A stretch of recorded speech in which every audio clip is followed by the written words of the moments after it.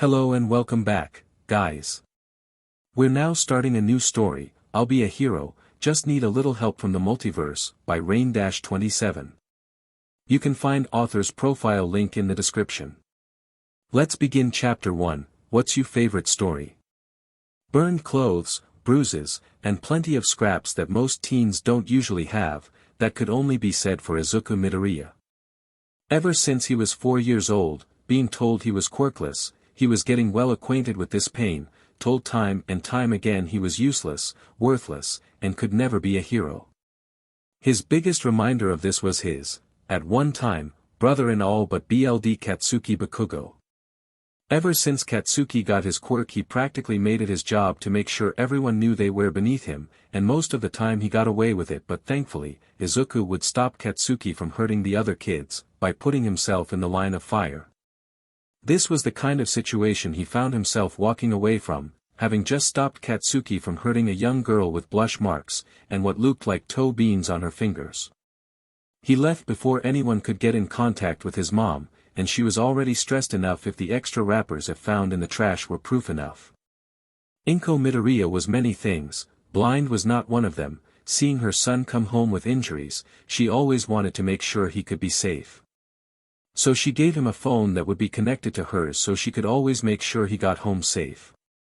The moment Izuku walked in the front door, he started making his way to his room, and hopefully try to forget the day he just had. Thankfully his mom was already at work so he didn't have to try and sneak past her. So he started to shrug off his school uniform, and slip into some more comfortable clothes. He pulled out his phone and started to look up some news on heroes he had heard about in passing. Not finding much he decided to just scroll through hoping to find something that would help take his mind off Katsuki and his friends. Accidentally pressing on an ad for the news app he was on, it took him to the app store where he could download whatever he was allowed to by his mother. About to exit out he noticed an app with a weird name and description. Multi-chat connect to anyone anywhere, even across the universe. Izuku didn't know what caught his attention about it. It was just probably an AI chat app that wouldn't even be that good, but he was looking for anything to help take his mind off the pain, and so he would be left alone with the thoughts in his head. So he decided to download it. It wasn't anything his mother could see being bad, it didn't even set off the parental control that his mom put on it. Once finished downloading he clicked in and looked through it, realizing that it was similar to the text app, but it had a couple of features that he noticed right away: a shop, search bar, news center, and a message. DV, thank you for downloading the Multiverse chat. In order to get started please use the search bar, to narrow down the people you want to chat with, and so we can use that data to find items you may want, and to improve the app by providing new features in the future. Looking through it all he was already impressed by what the app could do, even if it was all some clever programming. Clicking on the search bar he started to type in something he always wanted: people like him. Full of potential, creative, brave, and willing to be heroes even if people looked down on them or believed they wouldn't be anything but disappointments. After hitting search, it had loaded a chat, but it had a message for everyone involved.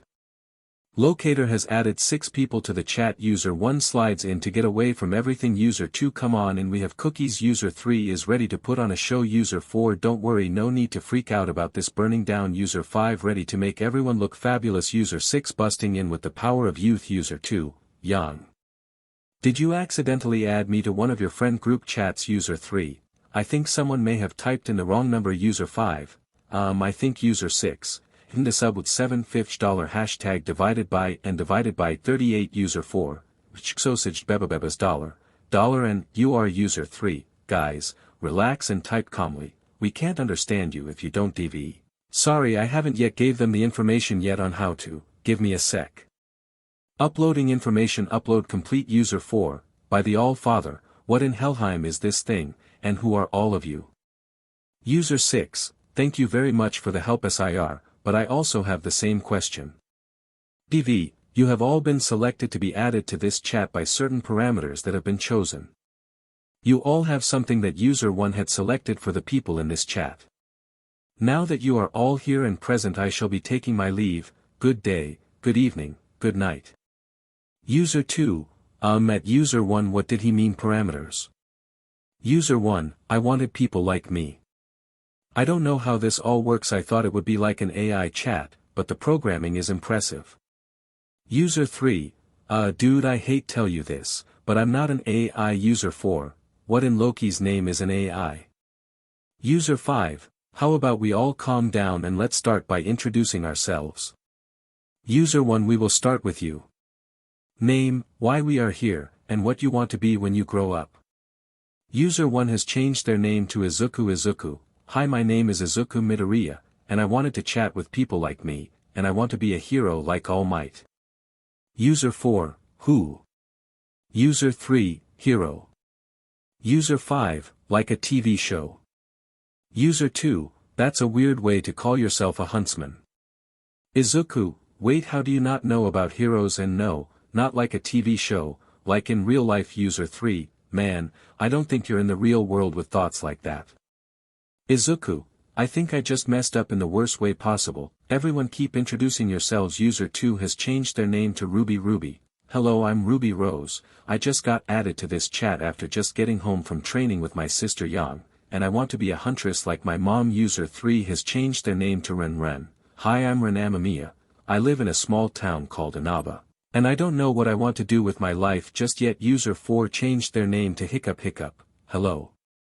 I'm Hiccup Horrendous Haddock 3, I just got hit in the head by this strange device, and I want to be a dragon-killing Viking like my father. User 5 changed their name to Mari Mari. Hi everyone, I'm Marinette de Painting. I was sketching some designs, and I want to be a world-class fashion designer. User 6 changed their name to Lee Lee. Greetings, my name is Rock Lee. I was training, and wish to be a truly powerful ninja with just taijutsu. Izuku, yeah, that's what I thought. I'm so sorry, but I think I just made a huge mistake. I think I just got us all put into a chat that spans the multiverse, all because I wanted to escape. Ren, what the hell do you mean? This can't be multiversely. Izuku, I just checked the news center, it's showing stuff I've never seen before, and everywhere there are no mention of heroes. Chat on, I'm so sorry, I didn't mean tojiteryona mikedupime problemijisted wantedo havi somianato taktoiv bin so aloni and nitsamioni and yonto just, Mari, chat on, Izuku. Shat off, calm down, we're not upset, just clam down and talk to us. Ruby, yeah, just explain why you made this chat. Izuku, I want people to talk to, that could understand what I'm going through, and I thought that this was just some dumb chat app that I could just vent to. Something I could just yell into the void at so I didn't have to be alone with the voices in my head. Ren, what kind of life do you have to try to something like this? Izuku, almost everyone has some kind of power we call quirks, something that they all get at the age of 4, 5 at the latest. Like super strength, pulling small items to yourself or causing explosions from your hands. But I'm part of the small percentage that doesn't have one, and because of that people tend to not want to be around me. People tend to just push me off to the side for the ones that have strong quirks, like Kaken. They don't punish him all that much when he tries to hurt others, just a slap on the wrist if that. When I try to stop him from hurting others they say that I'm being a disturbance. That I'm jealous of other people because I don't have a quirk. And today I just got tired and want to just forget today, and just escape if only until mom gets home. Ruby, why would they do that? It's not your fault for not having a quirk. Izuku, I don't know, I'm just tired. So I just stumbled across this app, and decided that seemed good enough. Hiccup, like me, trust me, you're not the only one who feels that way. At least I can go to the forge away from everyone. Lee, I have my training, I can't use ninjutsu or genjutsu. Everyone else in my class make fun of me for it, that's why I push myself so hard. Ren, trust me when I say this, you can do great things, man. Besides, you just got access to the best people to help. We can help you.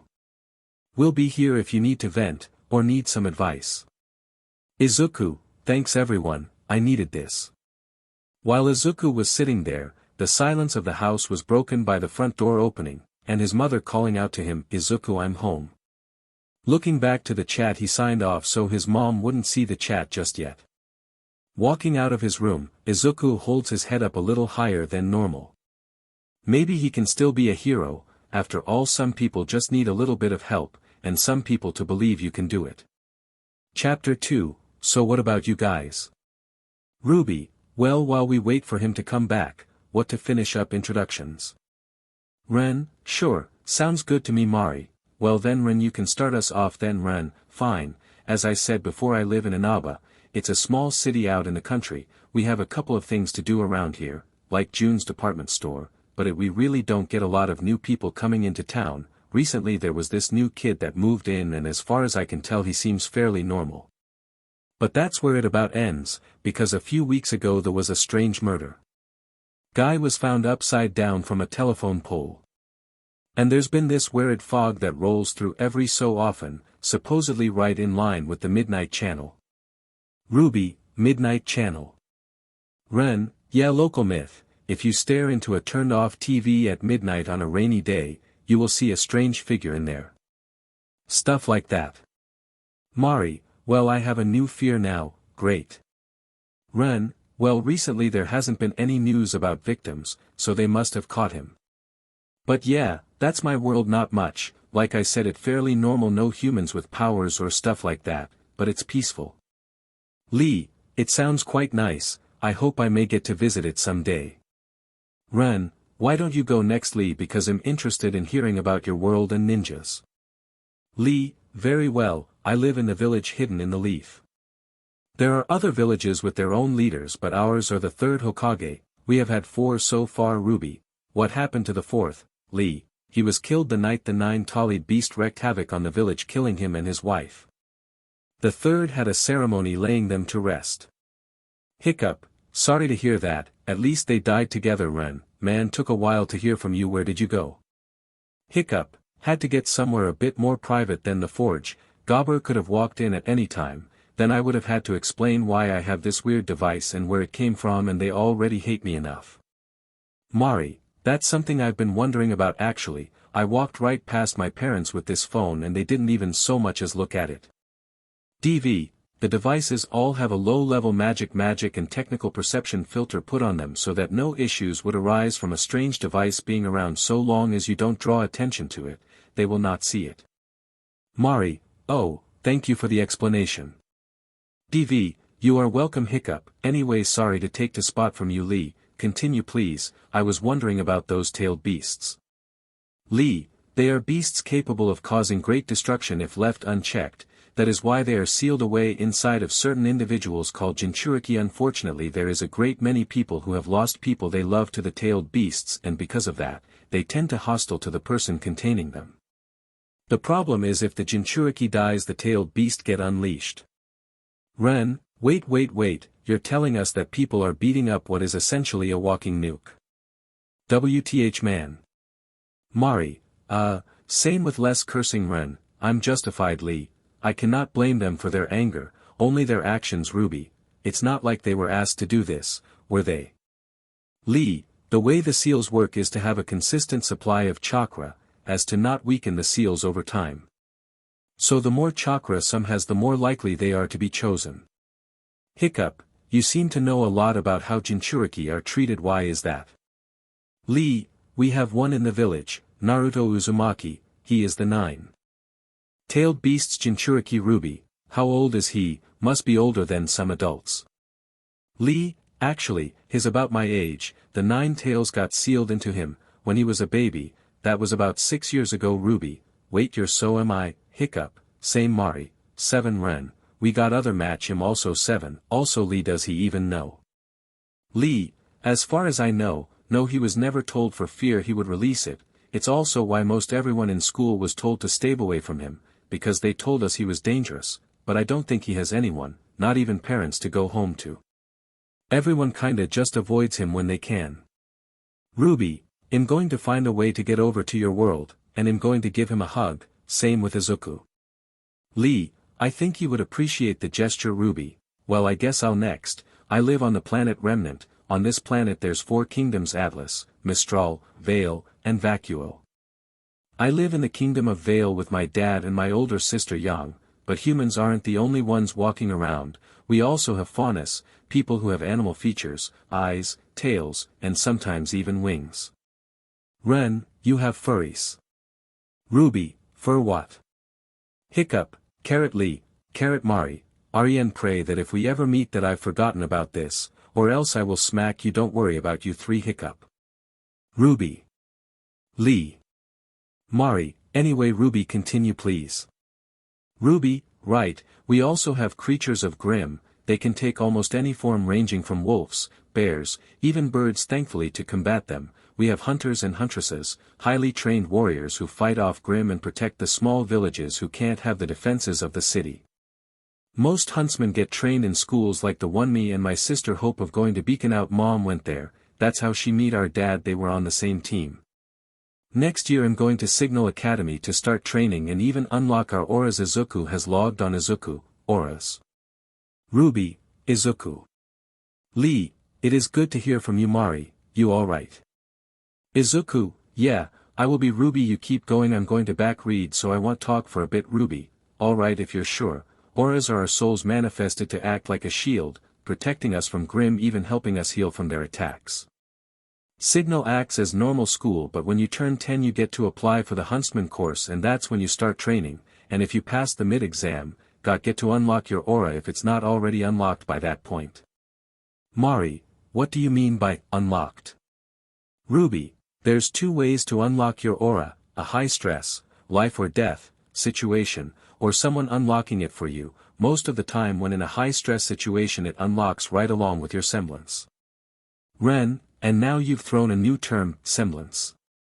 Ruby, a power unique to everyone, no two are the same, like my dad's, he can redirect the flow of force of an attack so that it goes around him or back into who he's fighting, but my sister's allows her to take whatever force hit her and deal it right back. Izuku, that sounds like how quirks work over here.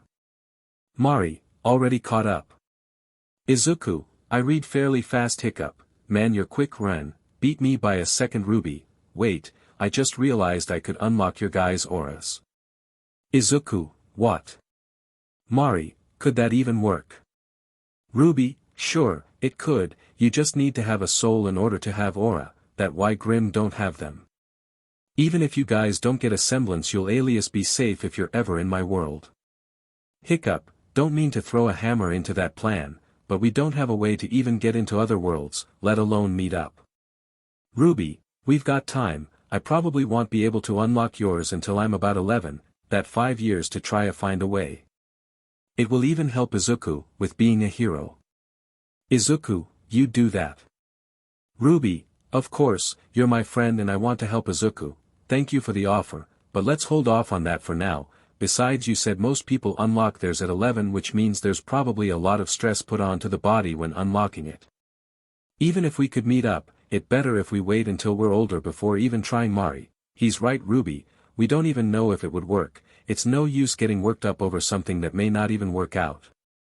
Ruby, alright, sorry guys, I just wanted to help.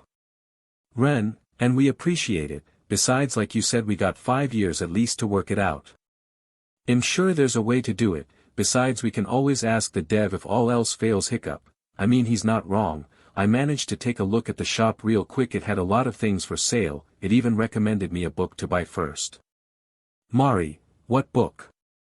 Hiccup, it's supposed to have all advancements from Stone Age to current, judging from the stuff in the preview I could read, I really want to get it and to make.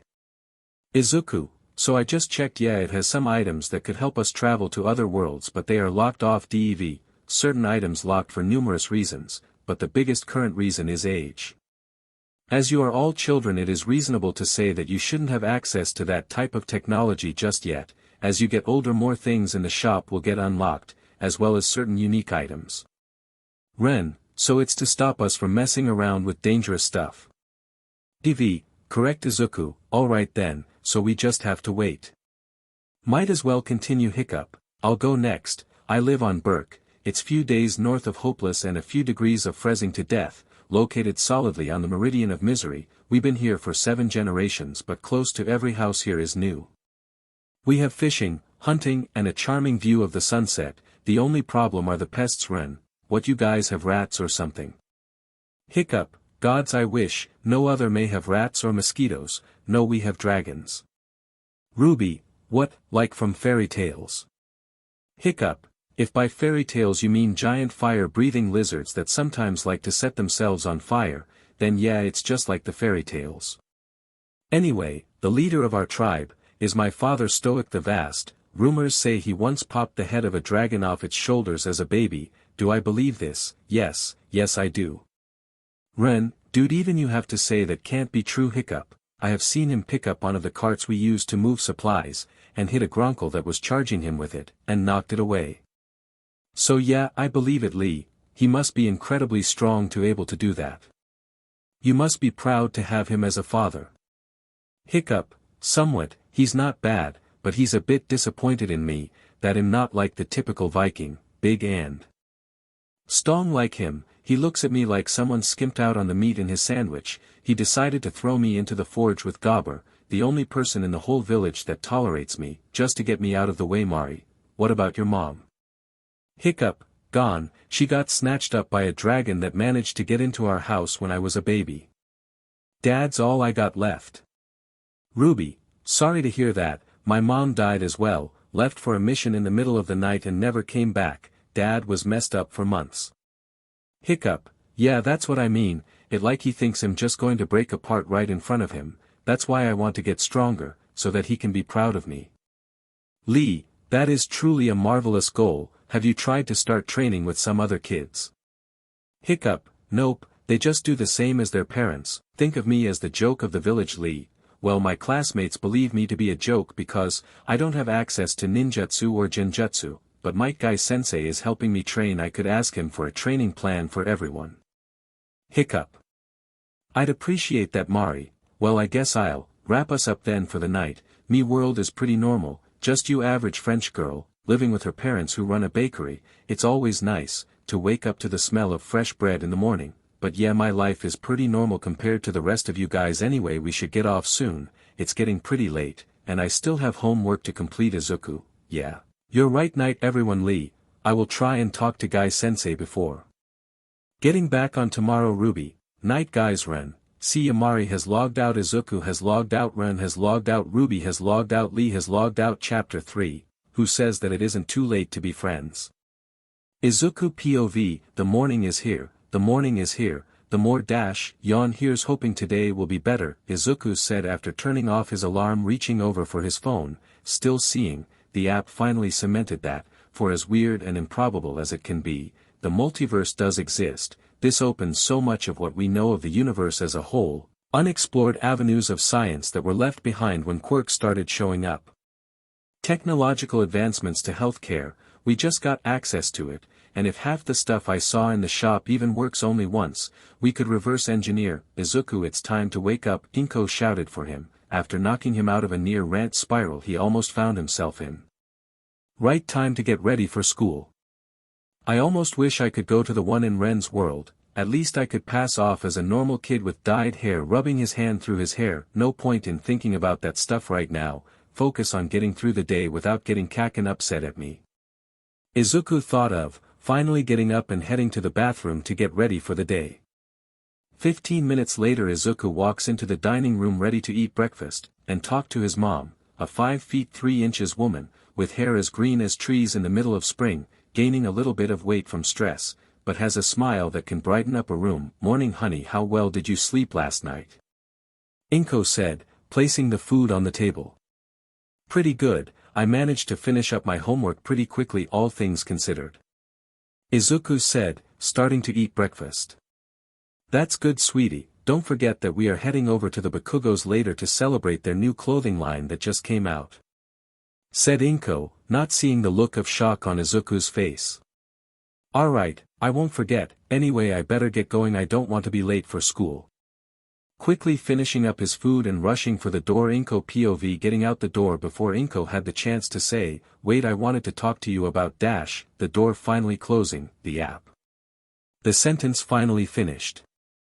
Sitting there in the silence of the house before finally pulling out her phone to see the app sitting there on her screen. She decided to open it to see what it was in its entirety. When first opening it she got the introductory message, the only difference was the chat that was already there. Deciding to hold off for a bit she started to look through it, finally finding the help Q&A section of it. Reading through it she stumbled upon a contact option. Clicking on it, she assumed it would open a personal message.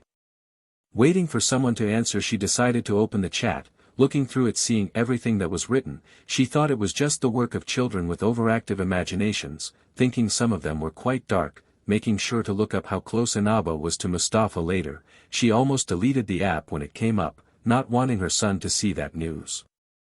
I would hold off until you fully understand the situation at hand, and a voice called out, startling her out of her thoughts. Looking around for the source, she found it sitting on the guest chair, almost looking as if they were always there. A figure dressed in all black, wearing a long black coat with the hood up. Not seeing any features of their face. Sitting there, legs crossed, waiting for her to respond. "WWWHO are you? And how did you get into my house?" yelling at them while dialing the police. Whoa, slow down, you call me here, for help with the app, right?" The figure said, arms placating peace. "The app. You're the help from it." Inko spoke, finger still hovering over the call button. "Yep, normally I would have talked through the app, but I figured with everything you're about to find out, it was better to give you a personal explanation," they said, finally leaning back into the chair. "Who are you? And give me a good reason not to call the police for breaking and entering," Inko said with a firm voice, but still with a hint of nervousness. "I'll get to that, but first there is someone I think you should call. Thankfully he's working in the very precinct you were about to call. He has the very ability you'll need to believe me. Ask for the leading detective," the figure said, letting their words hang in the air. Inko thought about what they said, finally thinking it was the best course of action, hit the call button. Ring. "Hello, Mustafa Police Department, how may I help you?" the responder asked. Inko, trying to find the right words, finally said, "Hi, my name is Inko Midoriya, I was hoping to speak to the leading detective." "Of course, let me get him real quick." A couple of moments later, a new voice answered, "Hello, this is Detective Tsukachi speaking, who is this?" "This Inko Midoriya, I don't know how to say this, but someone said I should get into contact with you. They're currently sitting in my living room, after just appearing, and I never let them in." Never once taking her eyes off them. "Are they still there? Are you in danger?" Tsukachi spoke, voice now lined with urgency. "Yes, but they asked me to call you. I was hoping you could help, please." Inko spoke, hoping to finally start getting some answers. "Detective, I would ask to make sure you have everything you may need. It may be a bit disorientating." The figure spoke for the first time since the call started. Snapping his fingers, a new person appeared, right in front of them.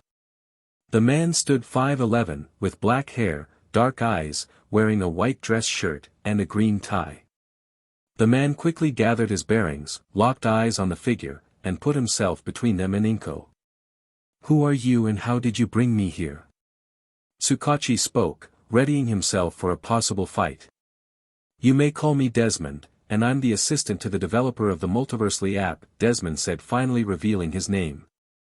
"I brought you here for a few reasons. 1, to calm Ms. Midoriya and to make her feel safe. 2, your quirk allows you to know when someone is lying to you, and telling half-truths. And finally 3, I need you to believe what is happening, so a certain symbol doesn't come crashing in here, believing the people here work for All for One, when they don't," Desmond said, words retaining a certain edge to them.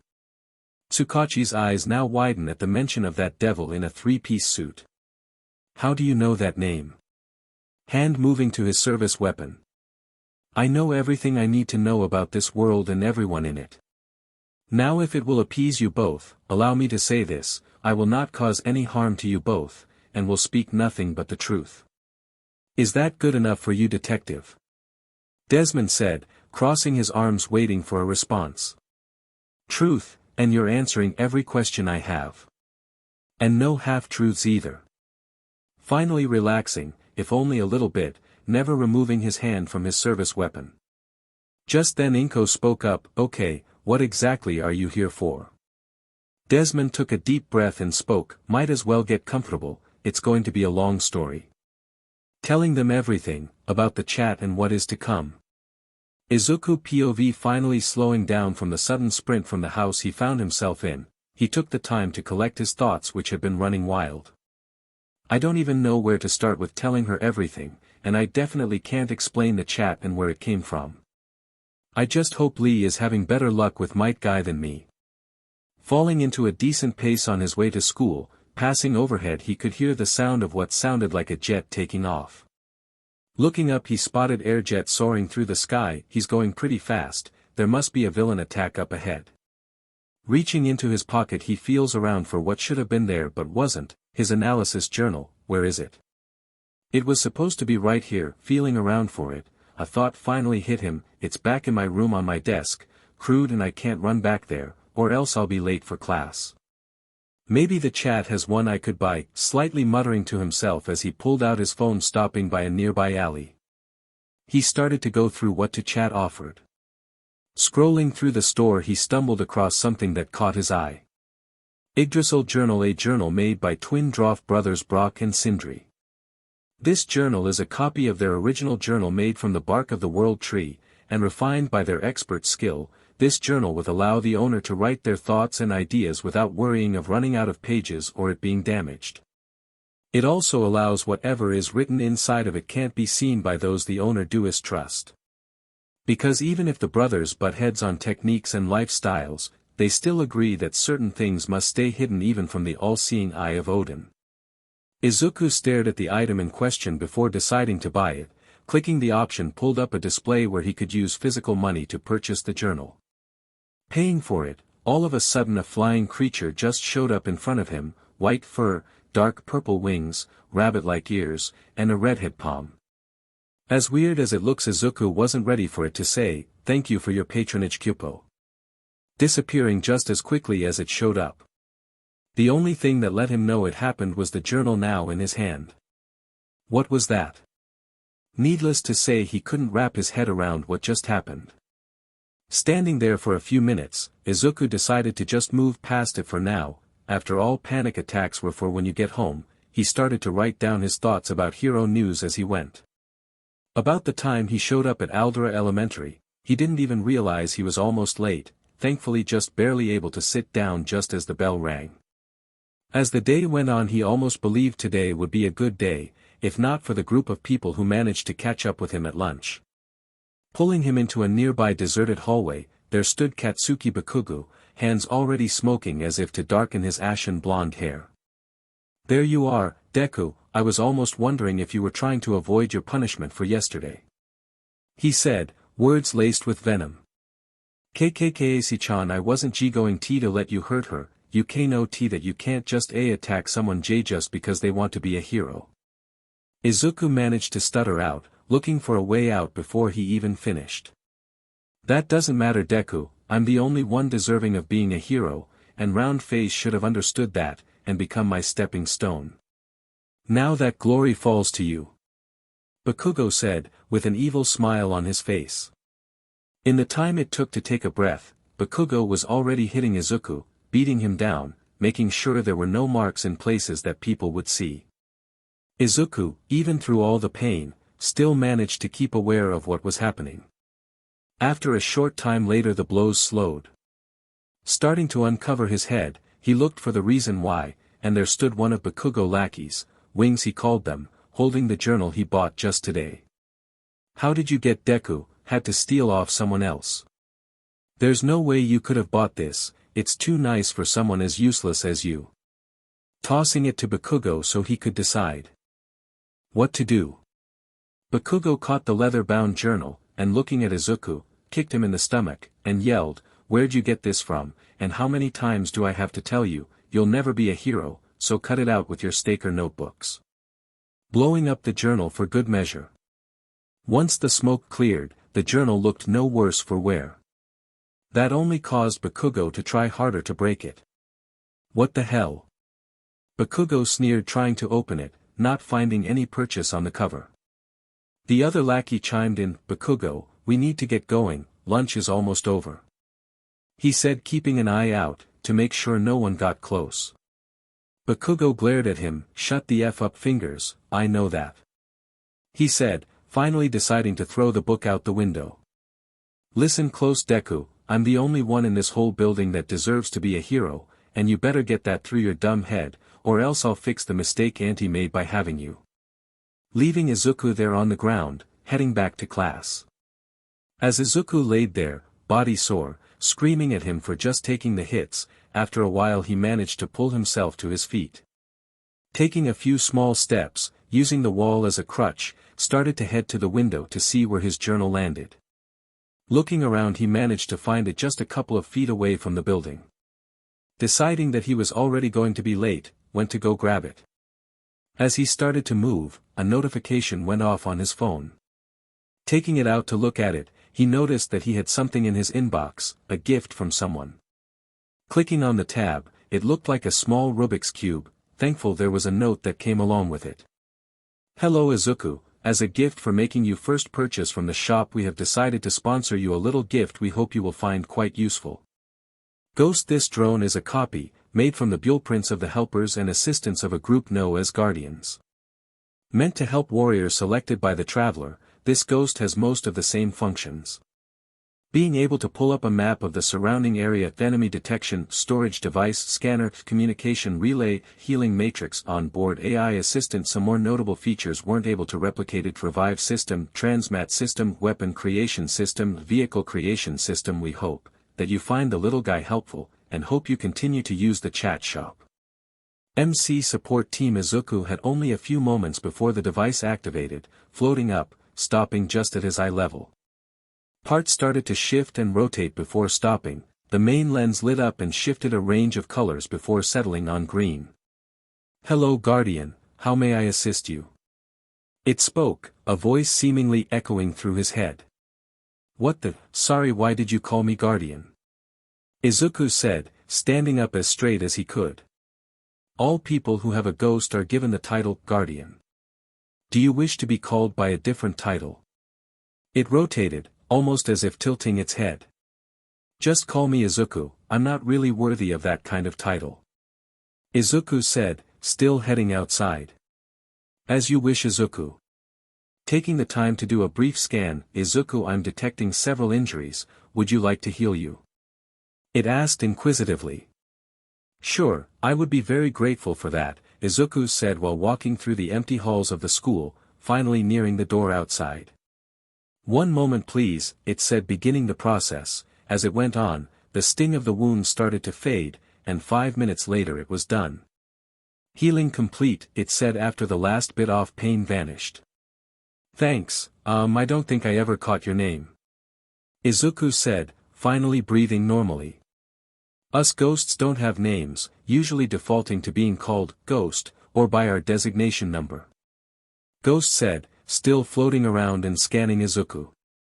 Then what was yours? I don't want to keep calling you in it, or Ghost in my head. Izuku said, finally reaching his journal. My designation was RX-7279, said Ghost. Izuku, now looking properly at the ghost, noticed that its color scheme reminded him of the red dog in that game he watched his dad play once. What was his name? How about red? That way it has the first and last of your designation, plus the color scheme reminds me of him, and when shortened it's R9. Izuku spoke, hoping the ghost would go for it. Very well Izuku, my name is Red 9, or R9 for short. By the way, I sent a copy of your injuries to the contact labeled Mom on your phone. As well as a small copy of your memories to show how you got them. R9 said in a calm voice, as if he didn't just drop the biggest bomb right in Izuku's face. What? Why would you do that? Also, how did you get a copy of my memories? Now starting to freak out, he didn't want his mom to find out, and certainly not like this. When you activated me, I scanned your brain waves in order to know what language you were speaking, also it allows me to recall events so I can give better choices to you in the future. Did I do something wrong Izuku? R9 said, waiting for Izuku to respond. Why did you send it to her? Izuku managed to finally find his voice again. I didn't want her to know because it would ruin her friendship with Auntie Mitsuki. Almost starting to shout. It is my job to assist you with any and all problems you might face. Law dictates that when a child is hurt, their parents, or legal guardian must be informed as soon as possible. R9 spoke, justifying his decision. But this could ruin Kaken's chance at becoming a hero. I would be responsible if that happened. Izuku said, hoping he could stop the situation at hand. From the short interaction I've seen, he doesn't seem to be a friend. He more resembles an enemy, a bully at best, a villain in the making at worst. R9 said, words carrying a hint of confusion. Why do you keep defending his actions, and keep demeaning your injuries and feelings? R9 asked. Because everyone says so. I'm useless, worthless, and Kaken is great, and has a strong quirk, everyone says so. Besides, no one believes in me, not my classmates, not Kaken, not even Mom, so who would now? All his emotions come flooding out. Unable to hold back his tears, Izuku fell to his knees, no word spoken between the two of them until. So let me be the first then, I believe in you. I know how smart you are, you could come up with a plan to fight anyone given enough time, you're brave enough to put yourself in the line of fire to protect the innocent, and finally you're strong enough to keep getting back up. R9 said, floating down to look Izuku in the eye. If you weren't worthy to be called a guardian, I wouldn't have turned on. So yes, you're worthy to be believed in, and I can't think of a more worthy person being called a guardian. If I can believe, so can others, so come on, I don't think you need to be here at this school anymore. R9 said. Izuku looked at R9, but what about Kaken, isn't he still my friend, in such a small voice? Maybe at one point, but not anymore, you've given him enough chances. R9 looked around, we should get out of here, first let's get your stuff. Head to the front, I'll get your things. Picking himself up, Izuku wiped his eyes, won't they see you? No, I would be a terrible ghost if I couldn't make sure people didn't notice me. See ya at the front door. R9 responds, flying off to grab Izuku's things. After leaving, Izuku started to head to the front. Still repeating everything that happened between him and Bakugo over the last 2 years. Am I really worth all the effort? I mean, just a Deku, like Kaesi, I believe in you, snapping him out of his thoughts, you're my friend and I want to help, you can do great things, man. If nothing else, they're my friends and they believe I can, so I will, even if Kaesi, Katsuki, Jeep's beating me down, I'll keep going, all with a smile on my face, ready to go. Izuku turning his head to see R9 there. But before he could respond he got a notification, Izuku, when you get home we need to talk about some things, starting with the app. Mom, honestly. Not really, but this needs to happen, right? Izuku asked. R9 nodded, yes, it needs to, Guardian said in a playful tone. Then let's go, Red, it's going to be a long day when we get back home. I can only imagine how everyone else's day was. Izuku said, walking away from the school. Apparently the person known as Lee got into a fight with a group of people over someone named Naruto. What? Chapter 4, to fix a problem, you must realize that there is one. Rock Lee POV. After leaving the academy early, thank you, Gai-sensei, for talking to the teachers who teach ninjutsu and genjutsu, Lee started to head to the training ground where Gai-sensei was waiting for him. Heading through Konoha, Lee took his time walking there, not really in a rush, and thankful he had the time to think about what he was going to say to Gai-sensei. After all, he promised the chat he would talk to him about seeing if he would help with training them. Not sure how he could explain it. This might be more difficult than I thought, Lee thought, trying to wrap his head around the problem before him. As he neared the field, he could hear the sounds of fighting. Heading towards the noise, he could start to see a group of people. As he got closer, he could see they were beating up someone on the ground. He got close enough to hear what they were saying, you demon, you're nothing but a curse. One of the boys said while kicking the one on the ground. Lee couldn't just let them hurt whoever it was, so he took off as fast as he could, barely registering the noise coming from his pocket. Dynamic entry. Lee screamed while flying in with a kick to the boy. The sudden attack caused them all to look at Lee, face contorted in confusion, wondering why they were the ones being attacked. What the hell are you doing?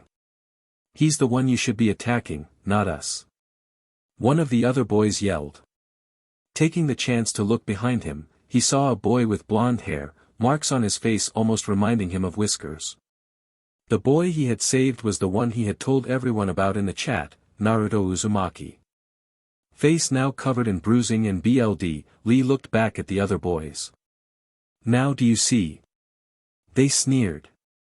He deserves this, he's the one who caused our family all that pain, we're just making sure that he gets the punishment he deserves, the boys said, believing they were right.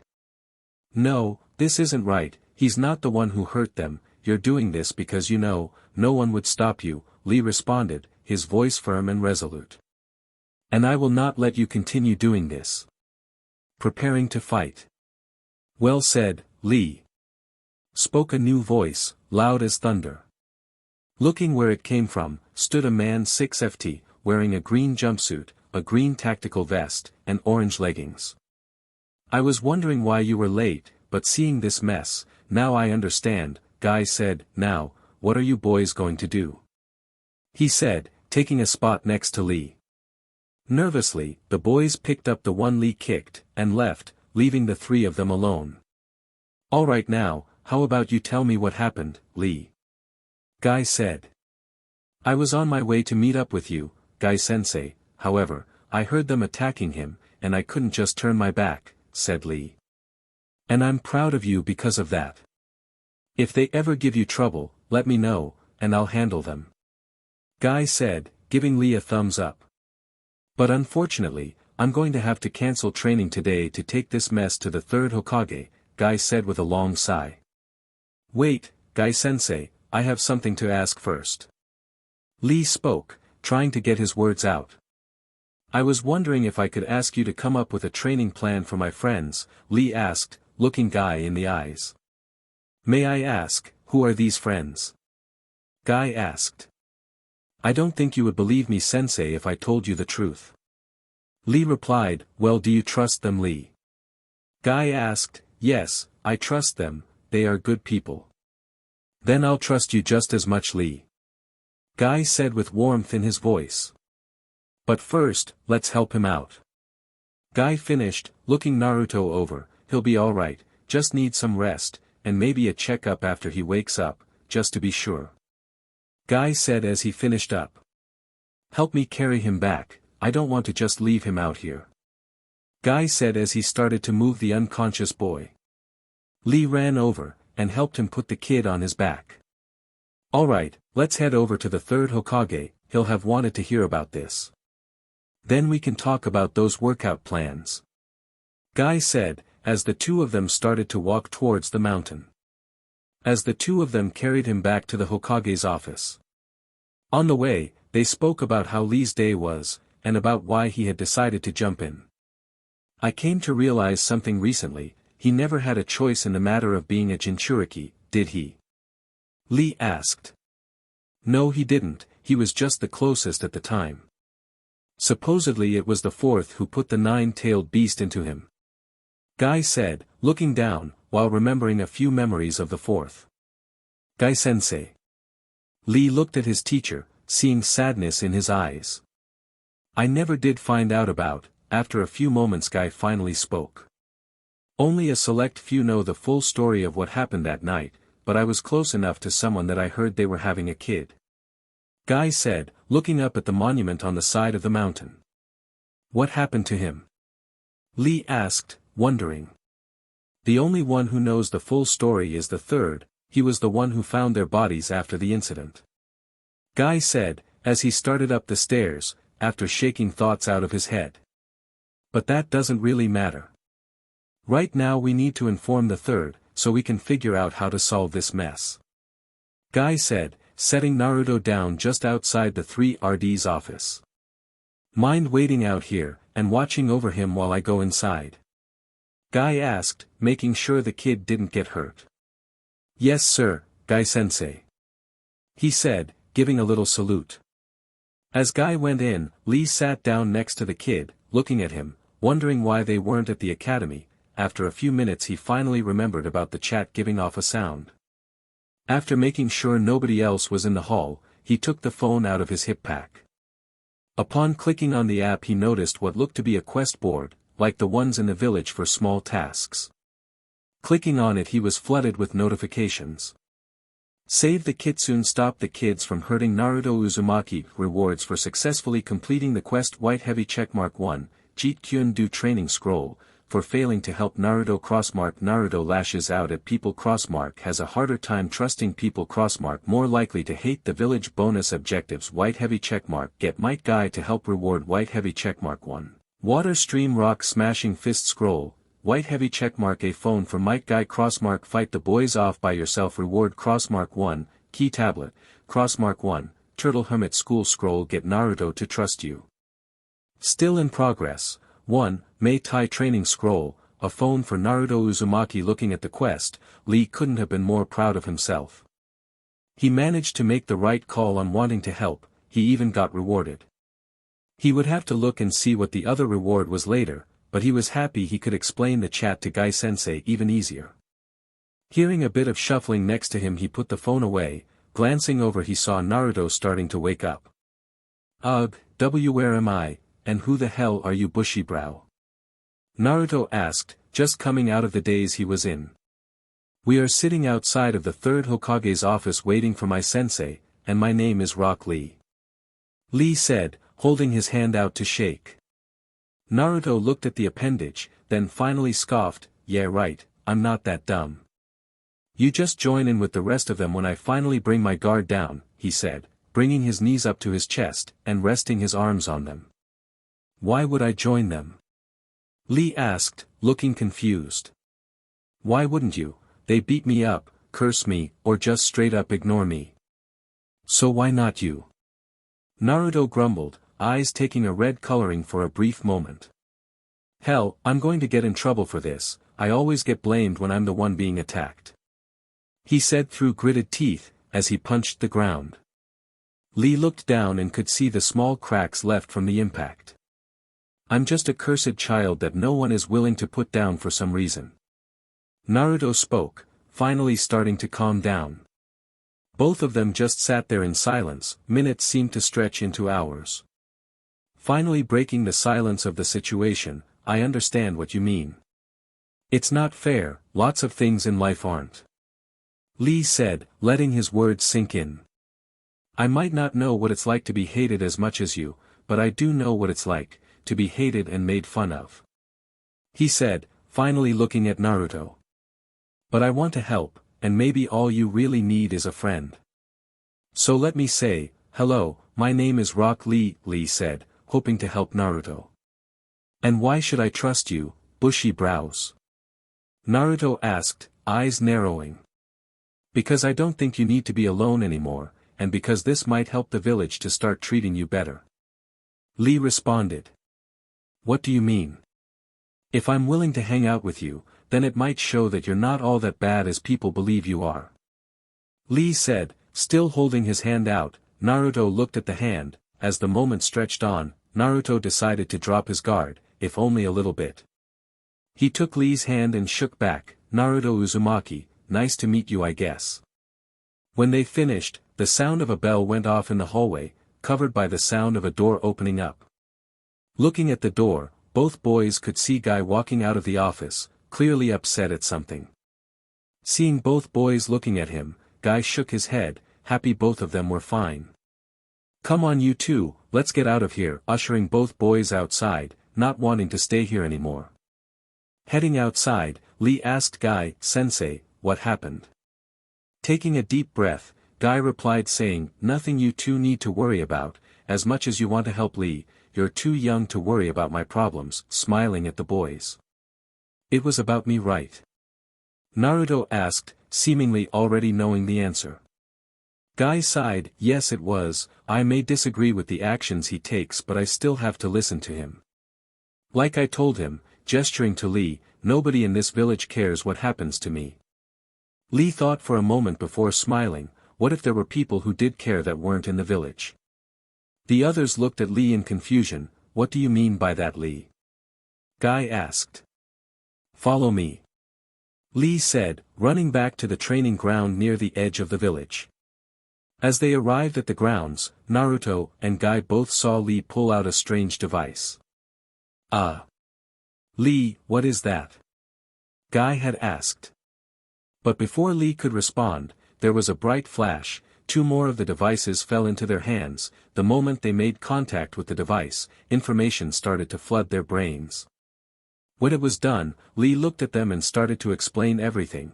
When he was added to the chat, the other friends Lee had mentioned to Guy, and finally the reason Lee had asked Guy for help. After Lee was finished, the both of them looked as if everything they knew was flipped on its head. As they were working through it, Lee decided to let the others know what had happened to him. Multi-chat room Lee, everyone, I've decided to tell Guy-sensei about the chat. Also I might have gotten into a fight, but I got some rewards for helping Naruto. Ren, Lee. I think I speak for everyone when I say this. What the hell? Mari, less cursing, but mostly the same. What happened? Lee, I may have decided to kick someone in the face that was hurting him. Ren. Good man. Mari, Aryen. Ren, what? They deserved it. Stupid games, stupid prizes. Hiccup, before we let off topic, you told your sensei about the chat. Lee, yes, I had asked him about making up workout plans for everyone if they wanted them. Mari, and how did you get them to believe you? Lee, the app had given me a quest to do, that gave me 2 more phones for both of them. Ren, so why did you add Naruto? Lee, I want to help him, by making everyone see he's not as bad as the village makes him out to be. Ruby, well, that does make sense. Where are they? Right there Ren, Mari. Ruby, hiccup. Ren, ha ha ha ha ha ha. Ruby, he Mari, stop laughing, you too, this is serious. Hiccup, I mean, it's a little funny, Mari, you have to admit. Izuku has logged on. Izuku, Lee, what happened? Ren, I was wondering when you show up. Izuku, Ren, not the time. Lee, why was it when I was walking home after a massive revelation, did I hear from Red that you got into a fight? Ruby, I didn't say anything though. Izuku, different Red. Ruby, Lee, are you good? Lee, yes I am, not didn't get hit, it wasn't even a real fight, I just kicked someone away. Izuku, alright then, sorry about that, I just a little worried. Hiccup, if this is a little, I fear what happens when you get really upset. Ren, now then, who's Red? Izuku, my ghost, I got him when I ordered something from the chat shop. Ruby, oh, do you have a picture of him? Izuku, upload self of him and Red 9. PNG. Mari, oh, you look quite nice. Izuku. Ren, yeah, I'm inclined to agree. Green Bean. Ruby, yeah, you look good. Izuku, and also Red looks so cool. What's all the stuff he can do? Izuku, heals me outside of fighting, storage, map, enemy detection, communication relay, and it even scans things so I can analyze them later, and even try to build from the blueprints he still has in his memory banks. Ruby, oh, can you send me some of those plans? Oh man, now I want my own ghost. Izuku, I mean, I got mine as a gift from a sponsor, even then mine has limits, he may have the plans but he can't fabricate them. Mari, still everything else is still pretty good, all things considered. Ren, yeah I mean, healing alone is a good enough reason to get one, you said you got it after buying something from the shop. Izuku, yeah, I bought a new journal that only I, and those I trust can open it. Supposedly it's a copy from 2 dwarf brothers. Hiccup, I'm sorry, dwarf brothers. You mean you have a copy of a journal made by Brock and Sindri? Izuku, yeah, it was really reasonably priced. Hiccup, what else is in the shop? Mari, hiccup, I get it, you're excited but you need to calm down. Ren, I think he's not listening anymore. But still good for you man, I just hope I can get something cool soon. Mari, same. Ruby, carrot. Izuku, anyway, I'm almost home, and I still don't know where to start with explaining everything. Ruby, like all good stories, from the beginning. Mari, I would agree, it's best to start and work from there. Izuku, yeah, well Red already uploaded a video to her, so I really can't hide it from her anymore. Mari, how bad? Izuku, according to Red, multiple fractures along my ribs, some internal bruising, and light first-degree burns. Ruby, How has he not been arrested yet? Izuku, it's my word against his and the school's, but hopefully I won't be there anymore starting soon. Ren, what do you mean, like switching to somewhere else? Izuku, more like online, it would be the best, work at my own pace, free up more time for me to train, and maybe pick up a few skills I might need if I get into you, Ruby, when? Not if. You will get into you, if we have anything to say about it. Ren, and we do. Mari, it's good you already have a plan in place. Izuku, more like a series of first steps. But yeah, no more feeling bad for myself, I'll have to work twice, if not 10 times harder than everyone else. I have to get started sooner than later. Lee, well thankfully, Guy-sensei just snapped out of whatever happened, and he's willing to help. He was moved by your words of youth, and will help you to reach your goal. Ren, words of youth. Who says that? Izuku, really? He'll help. Lee, yes Ruby, looks like everything is going smoothly. Hiccup, okay, I'm back and I might have made an impulse buy. Mari, what did you buy? Hiccup, I wanted to see what other things were in the shop, and I came across the almanac again and well. Ren, you bought it. Hiccup, yeah, but I also got an item from a sponsor, something called a bag of holding, and inside was what looked to be a spyglass with dragon markings on it. I don't know what it is, so I put it back in the bag. When I did, I accidentally put the book in there without realizing what I did, and it wasn't until I got to the forge that the book fit inside the bag. Despite it being bigger than the bag itself, so needless to say, I kinda got carried away to see how much it could hold, so I shoved all my tools into it, and by the time I was done, I managed to fit almost the entire forge into it. Ruby, that doesn't sound so bad. Hiccup, yeah, except I don't know how to get them back out without causing a giant mess. Izuku, okay, calm down, if it's anything like my journal it will respond to your thoughts, try to think of the tool you want. Hiccup. Okay, that worked, thanks Izuku. Izuku, you're welcome. I'm outside my front door, I'll talk to you guys in a bit. Izuku has logged out. Ren, alright, let's hope, his mom will hopefully listen to him. Mari, she should, she wants what's best for him. Ren, yeah, but that may not line up with what he wants. Ruby, he'll be fine, I think if she is anything like Izuku, she'll listen. Lee, still, let's log off, I still need to train for the day, and I believe you guys are still in school.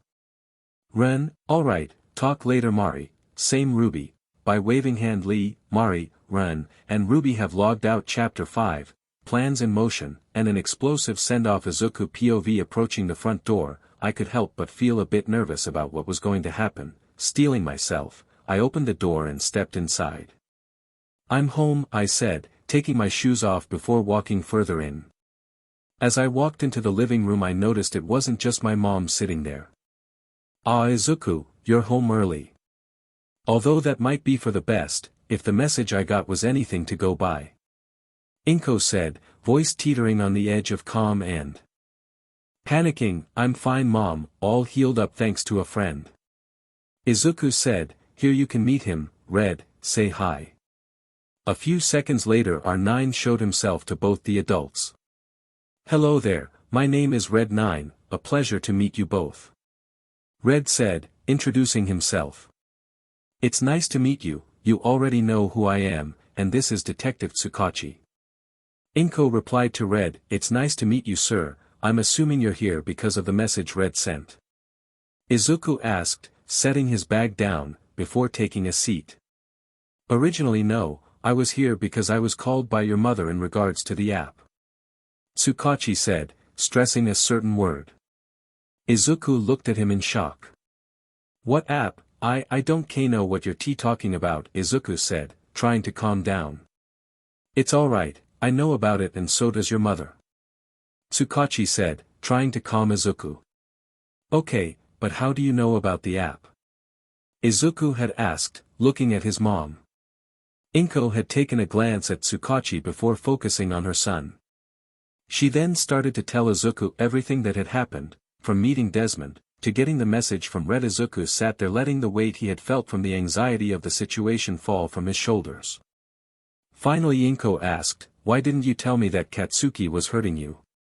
Izuku thought for a moment before saying, I didn't want you to lose your friendship with Auntie Mitsuki. I thought he would stop after a while, but now, I don't think he'll ever stop until it's too late, he said, putting his arms on his knees. I want to help him, to get back the old Kaken. But I can't keep lying to myself, and hoping he changes. I need to better myself first, so that when we fight, I can prove to him that I can be a hero. Said Izuku, voice speaking with confidence, not before seen by Inko. Don't you mean if? Said Tsukachi. No, I mean, when, he won't just let me leave. He needs to prove that he's right, that he's the best and that I'm just a pebble to kick around. He won't stop until I'm beaten so badly that I never get in his way again. Said Izuku, shadows starting to cover his eyes. From the short memory I have of him, that would be an accurate statement. Thankfully I can help slightly, the more I see him fight, the better I can predict what his next move might be. Red spoke up. Maybe, however, unless we have proof to back up the claims, he can just walk away without a mark. Said Tsukachi. What about the message Red 9 sent me, shouldn't that be enough proof? Spoke Inko. Only how bad he was injured, not who did it. But it is enough for me, to start looking into that school, see how far it goes. I'll let you both know when I get some more information. Said Tsukachi, bowing to them both. When he stood up straight, he handed over a card to both of them. This has my number, so if something happens, contact me. He said, before walking out of the front door. Sitting there for a few minutes, Izuku told his mom that he wanted to switch over to online schooling. Inko almost instantly agreed, not wanting her son to be hurt anymore. That being decided, they started to look over options. As they were looking through options, Izuku stumbled across one that had an engineering program, one that would allow him to get the experience needed to start building some of the blueprints that Red had. Hey mom, I think I found the one I want to take. He said, showing his mom the program. After looking at it, she responded, are you sure? It might be a bit difficult. Yeah, but that's why I need to. I need to work harder than everyone else, or else I won't be able to keep up with them, and be dead weight. Izuku nodded his head, before answering. Inko, looking deep in thought, finally decided, alright, but I want to know everything, every workout, project, homework. Everything, I don't want any more secrets between us. I know nothing is going to change your mind, but I want to make sure you're safe until you can protect yourself. If you can agree to that one rule, I'll agree with you on starting that program. She said, holding out her hand, with tears in her eyes. Taking the hand, Izuku pulled his mom into a hug. I promise, no more secrets, besides I doubt Red would let me. He said, pulling away from the hug. You are correct, I would tell her the instant you do something that could hurt you. Red said, chiming in. Alright then. You'll probably need a laptop for the schooling, I doubt the family computer would be able to keep up. Inko said, wiping her eyes. Don't worry about that, while I was in the shop earlier, I noticed it had a laptop in it, so I'll just buy that. For right now I need to explain everything to everyone in the chat. Izuku said, pulling up the app. Looking at it, he noticed he had a few more bits of mail, but he decided to wait to open them. MC Izuku. Hey at everyone. Ren, hey what's up? Mari, everything alright? Izuku, yeah, I just wanted everyone here, so I could tell you guys what was going on. Ren, oh. Okay then, by the way, did you guys get any mail from the chat? Mari, mail. Ren, I got some items sent to me. A music player, and a pair of glasses, with a note saying to help with the fog, fog. Ren, no clue, but hey, at least I look good with them on. Mari, well, I just checked and someone sent me a sewing machine, and a top-of-the-line model at that. I also got a music player Ruby, same, although I got something called a pod. Izuku, pod. Ruby, yeah, look Izuku, it reminds me of Red Ruby, same, anyone else Lee, I also got a music player, and my rewards from my quest same, and a book on swordsmanship izuku. I may need to look at the inbox again soon, but anyway I just finished talking to mom about everything. I'm going to start online schooling next week, which means I still need to go back there tomorrow. Ren, or, hear me out, you just call in sick Lee, I'm not one to agree with lying, but are you sure you need to go back? Izuku, yeah, I have to. I need to clear out my locker, and transfer over documents to the online program. Also before I forget, Izuku has invited User 7 to the chat. User 7 attracts the spotlight to them. User 7 changed their name to Inko. Hello everyone. Ren, Izuku. Izuku, she wanted no more secrets, this chat is a big one, besides I was going to add her anyway, because I figured we needed a little bit of supervision. Mari, he is right you know. Ren, yeah Lee, welcome Miss Midoriya. Also Lee has added users 8, 9 to the chat. User 8 coming in with a dynamic entry. Watch out, user 9 has fangs. User 8 has changed their name to Guy. User 9 has changed their name to Naruto Guy. I assume that this is the chat. Lee.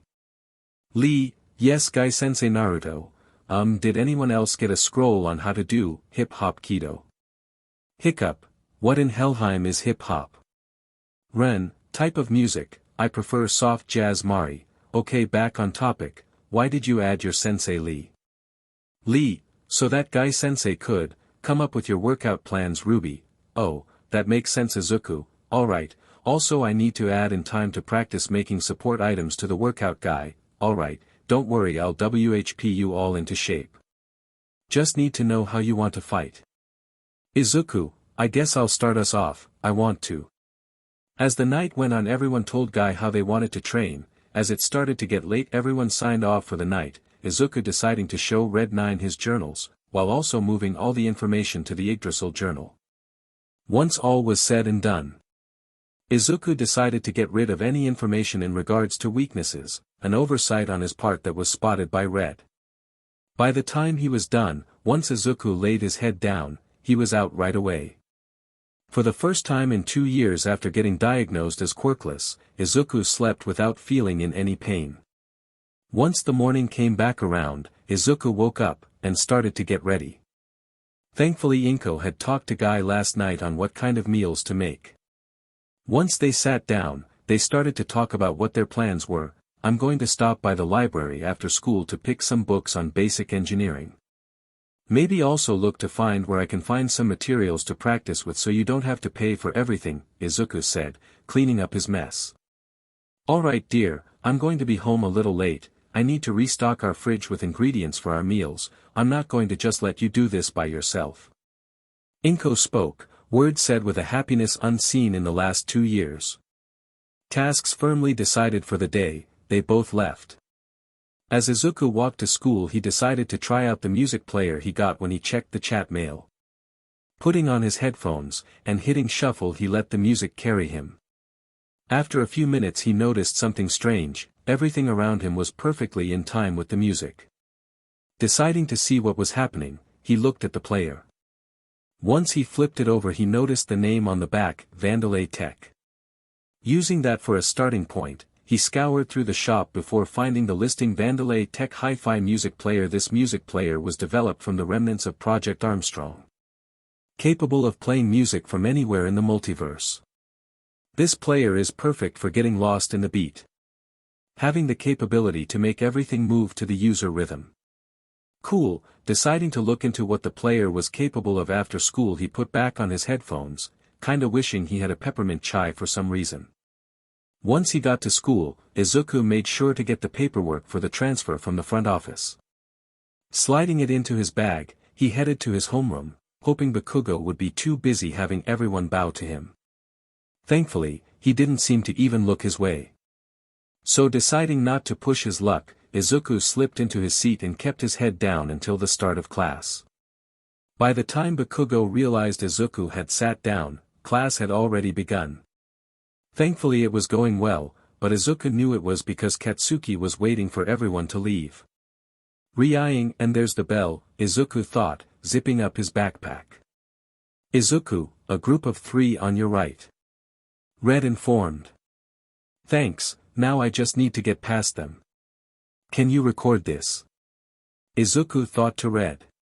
Yes, beginning recording. Where do you think you're going, Deku? Katsuki sneered. You thought you could just get away from your appointed beatdown. He said, small pops already coming from his hands.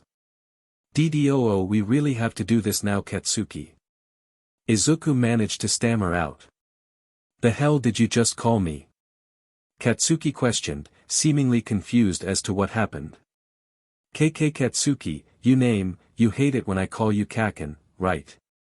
Izuku said, looking for a way out. Shut the hell up, nerd. I don't know when you grew a spine, but I'm going to finally get through your thick, stupid skull. Katsuki screamed. You're just a pathetic little pebble, one that I am finally going to kick to the side, throwing himself at Izuku, and once close enough starting to hit him. Izuku for all his effort couldn't keep up, the blows coming faster than he could dodge. After a few minutes Bakugo started to slow, coming to a stop. Bakugo looked at the damage he had caused, a smile crossing his face. See, you can't even keep up, you'll never be a hero, you barely make a good training dummy.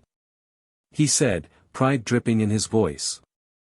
Izuku looks up at him, pain starting to numb, and yet you keep attacking, because you think you'll be the next All Might.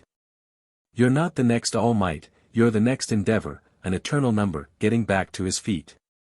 Bakugo's eyes widened at that, murderous hatred, starting to fill them. Although it makes sense, you've always been a piece of SHT. Izuku said, the hits to his head, loosening his tongue. Just as Bakugo started to attack again, Izuku heard Red dodge to the left. Not knowing what to do, Izuku did.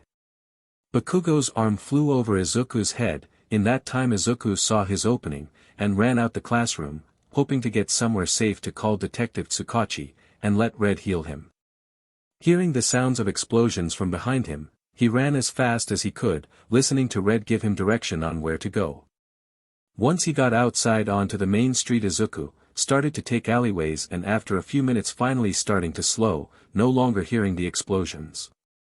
Izuku took a moment to catch his breath before saying, Red, send the recording to Detective Tsukachi, and Mom. Let them know that I'm okay and I'll be home once I'm done with my errands. Finally catching his breath. Of course, anything else, Red replied, materializing in front of Izuku. Just need a bit of healing, but other than that no. Said Izuku. Message sent, beginning healing. Moments later Izuku was healed, the only evidence left were his clothes. Izuku walked out of the alley, once getting his bearings, started to head for the library. Upon arriving, he headed inside, finding his way over to the mechanical textbooks. Looking at the options in front of him he asked, Hey Red, what should I start researching first? I would recommend basic engineering, and electrical engineering. This would allow you to start trying to build most of the blueprints I have on file. Red replied. Alright then, let's get to work. Izuku said, starting to grab the necessary books. Looking over the books in his hands, he started to head to the front to check them out. As he was passing a shelf, he noticed a book on chemical composition of certain metals. Thinking it would help him with finding the correct metals he needs. Reaching for the book, Red chimed in, watch your left. Quickly stepping out of the way, Izuku looked over and saw a girl with jet black hair tied up into a little ponytail, wearing a red top and a skirt that ended halfway between her knees and feet. Oh, sorry about that, I was hoping to grab that book, I didn't mean to startle you. She said, giving a little bow. It's fine, why you didn't really scare me, just made me jump a bit. Izuku said, realizing he was making a fool of himself. Looking over at the books in Izuku's hands, the girl said, are you doing research, tilting her head a bit. Yeah, I'm about to start an engineering program soon, and wanted to get a bit of a head start. Said Izuku. I'm doing the same, that's why I wanted to get the book on chemical compositions, I wanted to research stronger materials. Said the raven-haired girl. What for, is it related to your quirk? Izuku said, curious as to why. Yes it is, my parents said not to tell anyone what it can do until I get older. Saying I could get into trouble for it. She said, satisfying Izuku's curiosity. Alright then, if you want it you can take it, I should have enough here for a while that if I need it I'll come check it out later, said Izuku. If you're sure, I'll be done with it in a few weeks when my almanac of compositions comes in. She said, grabbing the book from the shelf. Man, you must be really smart for your parents to get you that. Izuku said, heading to the front. I'm not that smart, I just have better opportunities for studying than most. She said, walking beside him. Well, I hope that I can get similar opportunities myself, that's why I'm getting these, gesturing to the books. You will if you can make stuff like that. She said, pointing at Red. Oh no, he was a gift, I'm just starting out with this stuff, I don't even know where to begin. Said Izuku. Well, why not start with repairing items from a scrap or junkyard? Or even making things that have a specific purpose. She said, as they approached the front desk. That's a good idea, thanks for that. I don't think I got your name, he said, letting her go first. Oh, I'm Momo Yaoyorozu, nice to meet you. She said, holding out her hand after checking out her book. I'm Izuku Midoriya, you as well. He said, shaking her hand after setting the books down. I hope we can meet again, I would love to know where you got him from. Yaoyorozu said. I hope so too. It would be nice to have an actual friend I can talk to face, Izuku said. Then I will see you around Midoriya, Yaoyorozu said, walking out the library.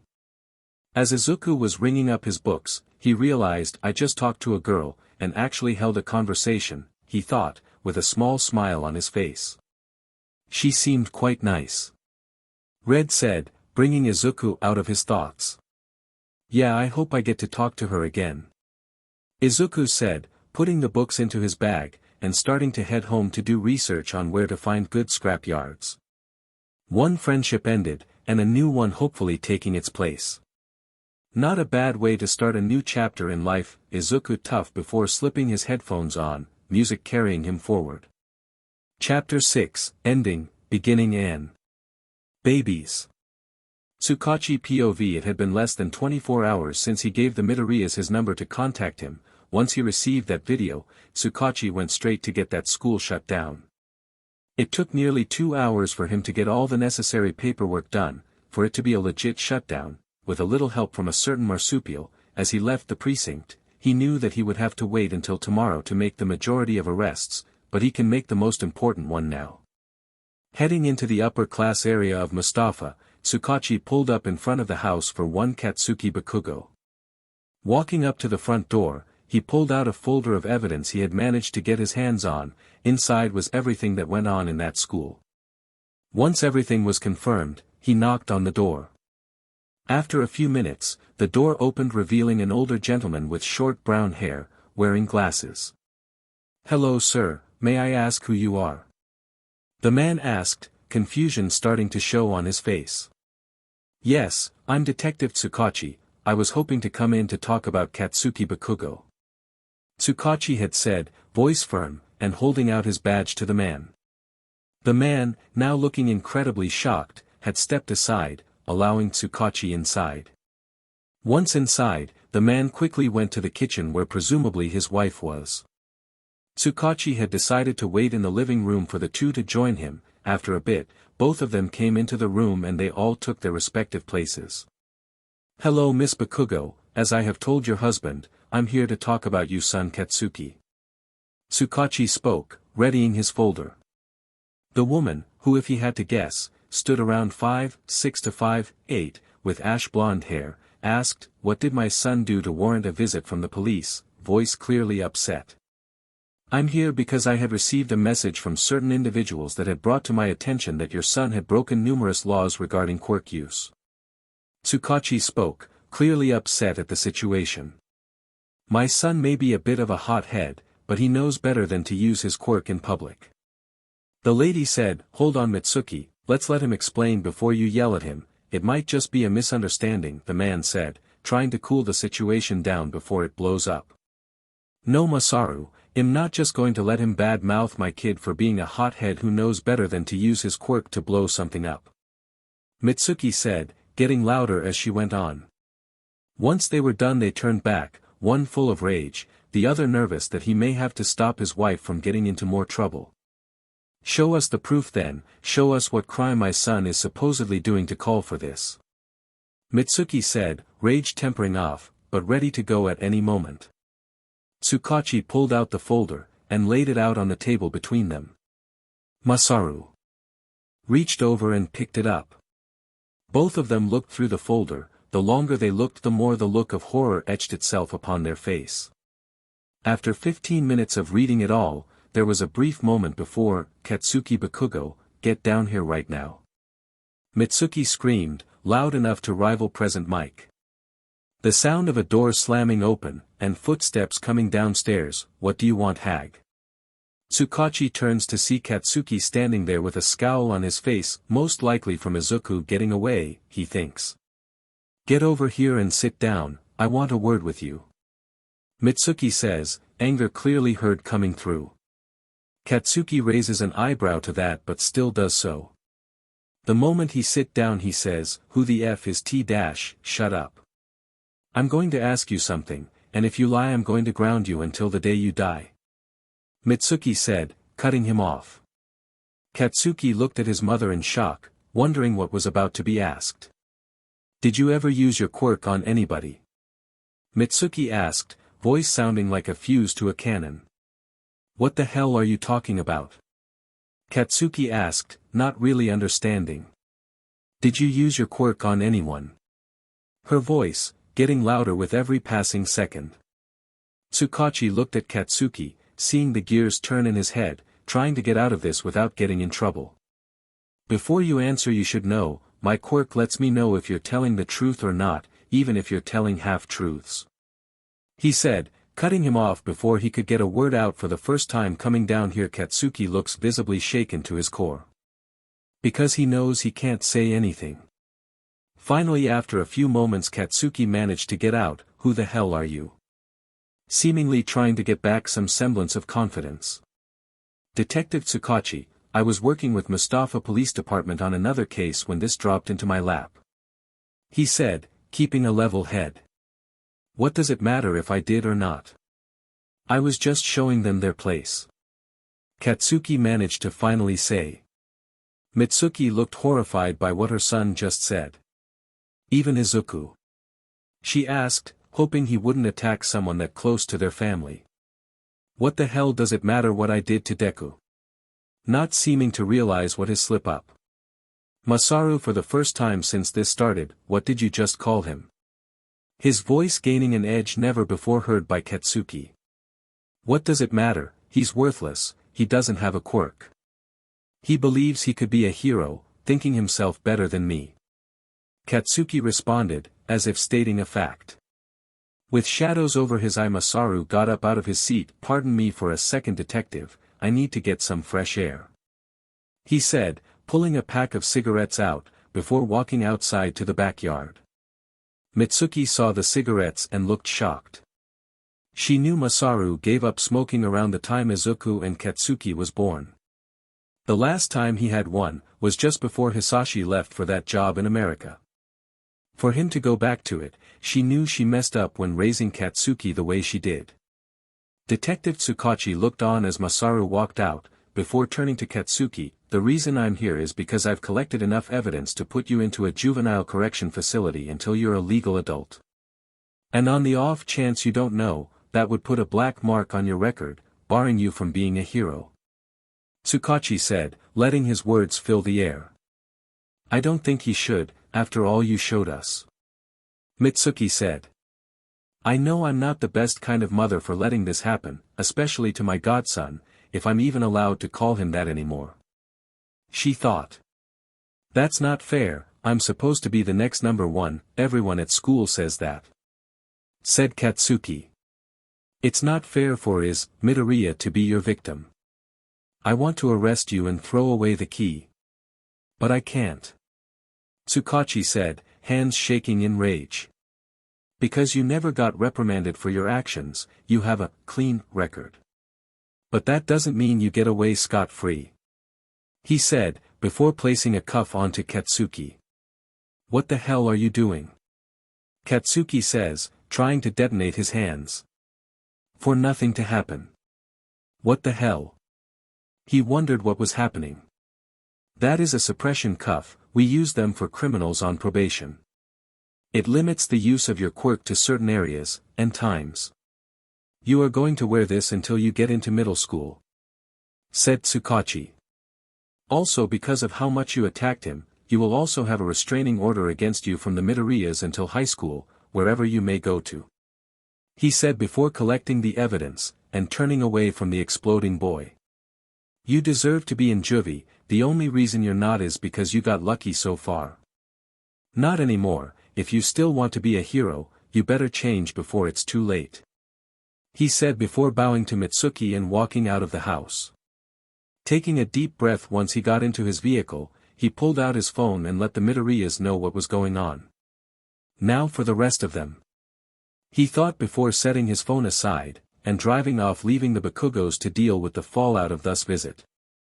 Izuku POV. After waking up, Izuku started to get ready before remembering that his mom pulled him from the school for the rest of the week. Deciding to not waste the day away, he might as well get something done today. Getting out of bed, Izuku started to look on the chat shop for a laptop for school, hoping to find something that would work. After searching for a bit, he managed to find one. After paying for it, and booting it up, he noticed it was connected to the chat app. Looking at the specs on it, he noticed it's better than most computers produced by Island. It did have programs installed on it, but he'll look at those later. For right now, he's looking up the stuff Guy-sensei told him, a place to run 3 kilometers, somewhere with plenty of scrap materials along his route. Guy-sensei also mentioned finding somewhere to work on strength training. As he was looking, he realized that it was going to be summer soon. Deciding to look somewhere he could cool off during the hot days, he noticed there was a beach roughly about 3 kilometers away from his house. Deciding to get a head start on his workout plan, he grabbed some things and started to head that way, if only to get the route mapped out. Heading through the city, Izuku was glad he remembered to grab the music player. As long as he followed the rhythm, he managed to get there with little to no issue. Along the way, he noticed that there was construction along the route. Uraraka Construction Company must have started working on this recently. As he walked past, he accidentally bumped into someone. Ow, sorry about that, I wasn't paying attention, Izuku said, holding out his hand to help them up. It's fine, it's you. They said, jumping up. Izuku jumped back, looked at them, and realized it was the girl with the blush marks. Her hands seemed to have something on them, but he really couldn't tell. Oh, it's you, sorry I didn't realize, are you doing okay? Izuku asks, shocked he ran into a person he protected from Katsuki. I'm fine, what about you? Last time I saw you, you were laying on the ground after getting hit by that blonde-haired JRK, she said, slight accent in her voice. When I came back with my parents you were gone.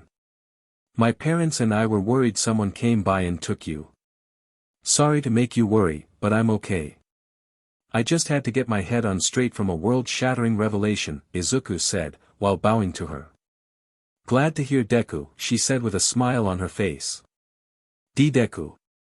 Where did you hear that? He asked, nervously waiting for her response. I heard that JRK call you that, is that not your name? She asked, tilting her head. And no, it was the nickname that Katsuki used to call me. It means worthless, or a useless wooden doll, said Izuku, head hanging low. What? My mom told me it meant you can do it, she said, starting to get upset, that she was being mean. Like Dekairu? He asked, realizing her accent made Deku sound like that. Yeah, I'm sorry, I didn't mean to call you useless. She said, looking down. It's fine, you didn't know. It's nice to meet you, my name's Izuku Midoriya, holding out his hand. Shaking his hand, hi, my name is Ochako Uraraka. When they stopped shaking hands, Uraraka reached down to pick up the bag she dropped. Sorry, but I have to go deliver this to my dad. Hope to see you later, Midoriya. She said, running off the construction site, leaving Izuku there. Well, I'm glad she was okay, and considering I'm going to take this route, if the beach works out, I'll see her again later. Izuku thought to himself, continuing to walk. After 30 minutes he managed to finally get there. What was waiting for him was, not what he expected. The entire thing was covered in trash. Deciding to not make the journey just a waste of time, the only exception being talking with Uraraka, he walked down the steps. Looking around he noticed that it wasn't really rotting trash and more broken appliances. Well, at the least I can use this for part and materials, and maybe I can use this as strength training to start out with. Then I could maybe take some of this stuff to a recycling center to get some mo, ha ha ha ha, look at all this fine material. The girl who shouted from the steps who knocked him of his thoughts. The girl had bright pink hair, with yellow eyes, wearing a weird set of goggles, and a backpack slung over her shoulder. Oh, this will help me finish up my babies. Babies. Izuku yelped out, drawing her attention to him. Oh, are you interested? She said, walking up to him, removing her backpack.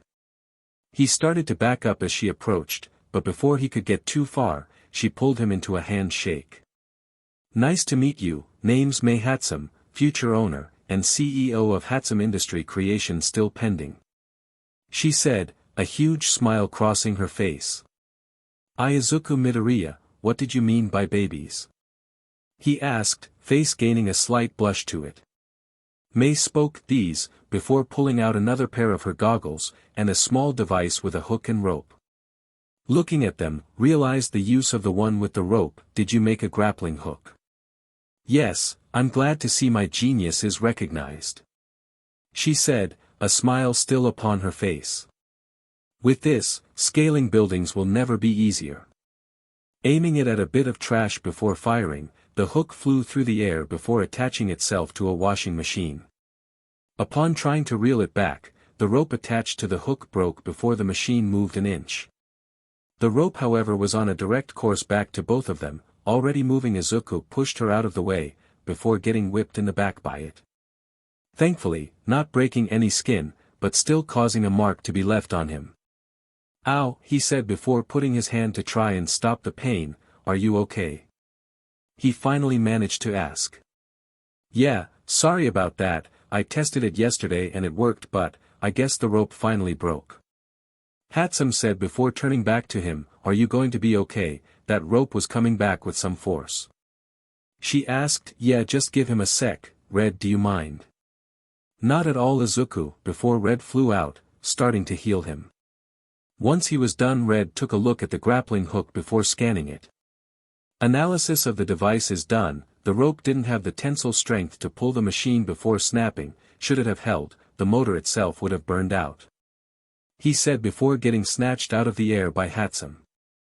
This baby is incredible, able to heal, and provide back real-time analysis. You have to tell me how you made it. Hatsum said, before running to Izuku. It was a gift from someone in my group chat. Not really lying, but not the full truth, Izuku answered before asking, do you mind helping me with learning to make some gear? You clearly have a better understanding of support tech than me. Why ask me, when you have someone who can already make that? She asked, pointing at Red. Because the person who gave me Red didn't really leave a way to contact them. Besides, I want to build support gear for when I become a hero. Said Izuku. Hatsum thought about it for a bit, before answering, all right, but I get to try and study him when we meet up. We can meet up here. I heard you mumble about coming back here to work out. Hatsum said, gathering her things and a couple of parts from some nearby machines. Here, hand me your phone, she said, holding out her hand. What makes you think I have a phone? Izuku asked, already handing his over. Doesn't everyone? My parents gave me one when I kept getting into junkyards for parts. Matsum said, typing her number in. Izuku looked at her, and in the short time he had gotten to know her, he could understand why her parents thought it was good for her to have one. Okay, that's fair. He said, before having to catch his phone, that had been thrown back to him. Alright, I got all the parts one needed. See ya, Greenie. Hatsum shouted, already heading for the steps. Wait, never mind, see ya, Hatsum, Izuku said. Noticing a decent pair of roller blades, deciding to take them with him, figuring he could make something out of them. Chapter 7, The Start to Someone's Desires. Over the next few days leading up to Monday, Izuku started working on fixing up the skates he got from Takoba Beach. Over those days he kept getting notifications from the app. The app seemed to want everyone to grow, and get stronger, and to do so, gave them all quests to do. The endless walk to be completed as a group. Walk 10,000 kilometers. The reward seemed decent enough to do, even if he didn't know what flossing was. Everyone also seemed to get mostly books on things that seemed to match what was needed to learn, like medicinal herbs and uses, as well as a first aid kit and guide to go with it. There were things given to specific people like Rune getting a book on Arsène Lupin, as well as a deck of tarot cards and a guide on how to read them. Hiccup seemed to get books on runes and what they mean, along with forging techniques, but those are slow going for now. Lee got a scroll on a fighting style that focuses on kicks. As well as a scroll on meditation and fighting mental constructs for when he couldn't spar with someone. Strangely, everyone was given a mask that, for some reason, had tentacles where the mouth should be along with freckles on its cheeks. It also came with a warning about mindless husks that made everyone agree not to wear it unless they had no choice. For Izuku, he got a couple of blueprints for different items. According to Red, they are highly advanced bits of tech that even he doesn't fully understand how they work. Which leads us to what Izuku is working on now, getting frustrated at how intricate some of the pieces are, which was slowly wearing him down.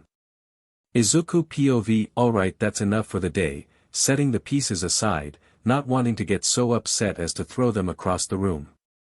Looking at the time, Izuku realizes it's almost time to log on for his assignments. I really need to get better tools if I'm going to try and make the air gear, but most of those pieces are too small for me to make and too niche for me to buy. Maybe I could talk to Hatsum about helping. What are you trying to build? Voice said, knocking him out of his thoughts. Looking up at his screen, he saw someone else who logged on early. A girl with blonde hair, wearing red glasses. Oh, sorry, I didn't realize I hadn't muted myself. Izuku said, bowing his head a little bit. Oh no, it's fine, I just logged on when you muttered something about being too niche and small to build, so I was wondering what you were trying to make. She said, curiosity gleaming in her eyes.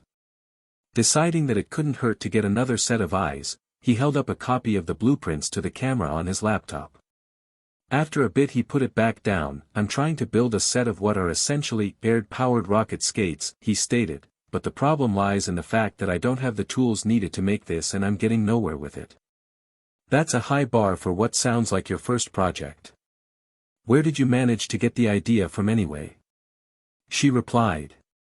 I just happened to stumble across them online, but I couldn't find the source, so I'm stuck without a reference point to start with, Izuku said, rubbing his head. If you want, I can help you if you want. I pretty much figured out how to make small parts and pieces, she had offered. Thank you for the offer, but I can't really accept it. I want to figure it out. Besides, I don't want to exploit your hospitality. Izuku said, trying to reject the offer kindly. Alright, but if you need a bit of help, shoot me an email, okay, she said while sending him her email. Just as he was about to respond, the rest of the class joined the call, including the teacher. Alright, hello everyone, my name Tadashi Hamada and I specialize in robotics and programming, with a minor in medical science here at Island. He spoke, voice welcoming and warm, a vast difference from his old teacher. Now I know most of you are people who have been here for a while, but we do have a few people who are new. So I'm going to explain some things to them. Tadashi said. First thing, we are here to make things to help people. We don't make weapons or things to hurt others. There's plenty of those out there, and they don't need you guys helping them. Second, you guys can come to us for help with your project. There are plenty of people here who are more than willing to help the next generation. Third and final thing, any attempt to take credit for work you didn't do will result in a write-up, and you will be put on restricted access to resources. So a bit of advice is to record your work. Other than that, you guys are free to do what you want. We will meet up every other day to see how you guys are progressing with your projects. Speaking of projects, I have an assignment and an opportunity. I want you guys to come up with a device of your own, and a rough mock-up. You have until the end of the month to finish, bonus points if it works, and I know some of you guys don't all have access to the same tools as some others, so we are limiting you guys to only certain tools. This is to test you guys on creativity and resourcefulness, and to the one who manages to get first place, you guys will have a round trip to Island. He said, finalizing the challenge. Most everyone in the call got excited about the prize. The chance to go to the man-made island, full of the best of the best. Even Izuku was excited, because he knew that one David Shield lived there and he wanted his autograph. And for those already on Island, Tadashi continued, you will instead get the use of one level 5 lab, for the rest of the summer break. And with that said, everyone else joined in on the excitement. Now before I let you guys go and work, I have one last thing to say. If something doesn't work out, or if you guys can't seem to figure out the answer, here's a bit of advice: look for a new angle. There's more than one way to solve a problem. Any questions? He said, finishing up his speech. Everyone shook their heads in response, already running through what they could make to win. Alright then, I'll see you guys in 2 days, and if you have questions or need help, we will have the call open for the rest of the time. Tadashi said, heading to his workbench. Izuku looked back over at the skates. Lying on his bed and took a deep sigh. Not wasting any more time, he got back to work on it. If only he could find the origin of those blueprints, they seemed like they operated on magic. Guess it's time to do some research. Maybe I could ask Hatsune for help. She managed to make a working grappling hook even if it broke. Deciding to contact her, he looked at his phone and saw the notification for his email. Right, she sent me her email, maybe I should ask her. I mean, she did offer, right? He thought for a moment before opening the link. Sporting her email handle, Melissa S at I Academy. I hope she won't be too upset about me bothering her, he muttered to himself while typing a small email regarding help with the skates along with the blueprints for them so she could see them better than with him holding them to the camera. After a bit, he sent it, and went back to work. The response was almost immediate, requesting him to join a video call. He immediately joined, and when she came up, "Hey, I didn't think you would contact me that quickly," Melissa said, moving the camera over to keep working on her project. "Yeah, sorry, I was wondering, if you could help me. I really can't seem to understand how it works and the numbers make no sense. If you could even point me the right way, I would appreciate it," Izuku said, doing a slight bow. "It's fine, and are you sure you wanted to send me the plans? I mean, I know you said that you stumbled across them, but they are really well put together. I mean, I could just take them for myself," Melissa said, with teasing in her voice. "I'm sure, besides it would be wrong of me to not try and get this tech out there. Besides, I was working on this for me to get around the city. But I'm probably not going to be able to use them while training," he responded back. "You're training, for what?" she said, curiosity peeking through. "I'm going to be a hero, and I need support gear for when I'm in the field. That's why I'm hoping to get these up and running, hopefully help me keep up with those who have low-level speed quirks," he said, googling flying machines. "That would help, especially someone like me. I'm always running late, that's why I'm making this," she said, showing what looks to be a pogo stick. "Why a pogo stick?" "I mean, you could just use a bike, right?" he said, tilting his head to the side. "Yeah, I could, but with a bike I could catch a flat tire, a chain break, or even run into someone if I don't notice them. With this I can just jump over everything, while the only maintenance is just replacing the spring. Plus it would be more fun," she said, a smile beaming on her face. "Yeah, I guess you're right, that does sound fun, plus if I can get these skates to work, I could possibly run up the side of a building with them. Along with, if they break, they would still be a good pair of running shoes," he said, motivated to get them to work. "Well, you should get to work on finding that formula. I just realized, I never got your name." "Name's Melissa Shield," she said, smiling at the camera. Shield, like David Shield, man who made All Might's suits, and revolutionized hero suit materials, and to this day still improving upon it, Izuku said, fanboyness coming through. Yep, he's my dad, I got some big shoes to fill, and I'm going to give it my best. Melissa said, confidence beaming with each word spoken. So what's your name? Izuku Midoriya, I live in Mustafa, Japan. He said, doubt creeping in, thinking he couldn't compete with her genius. You speak English surprisingly well, for someone from Japan, she said, working on her pogo. Yeah well, he said, turning his camera a bit, showing off his collection, I couldn't be an All Might fan without listening to his interviews when in America in English. Are you sure that's not a museum exhibit? She responded, eyes widened at all the merchandise. It's not that much, he said, rubbing the back of his head. Shaking her head, so what got you into wanting to make support gear if you want to be a hero? She had asked.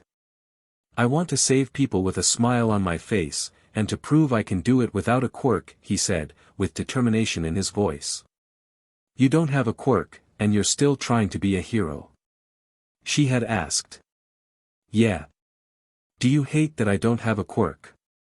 He asked, nervously waiting for her response. I don't hate you for not having a quirk, if I hated you for that reason, I would also have to hate myself. She responded. Wait, that means dash, I'm also quirkless. Man, I'm not going to lie, I'm a little bit jealous of you, Midoriya. She said, hanging her head a bit. When I got told I wouldn't have a quirk, I was heartbroken that I could be like my uncle.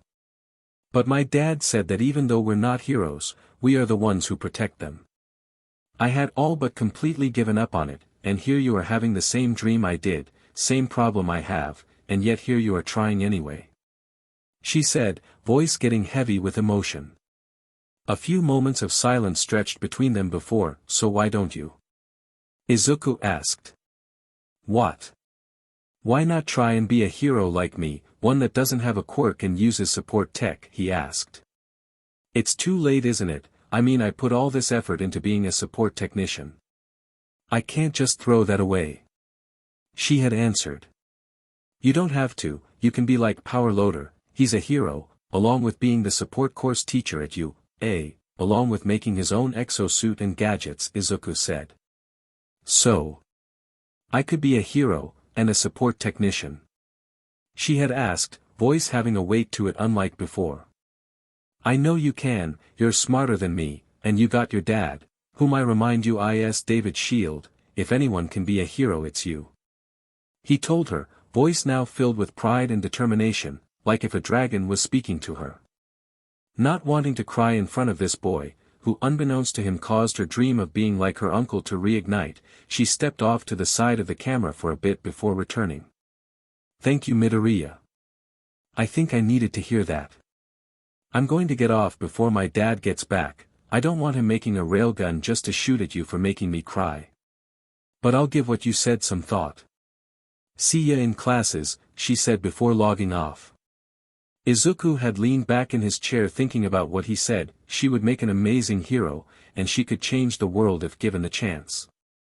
He thought before sitting upright getting back to doing research. The closest thing I've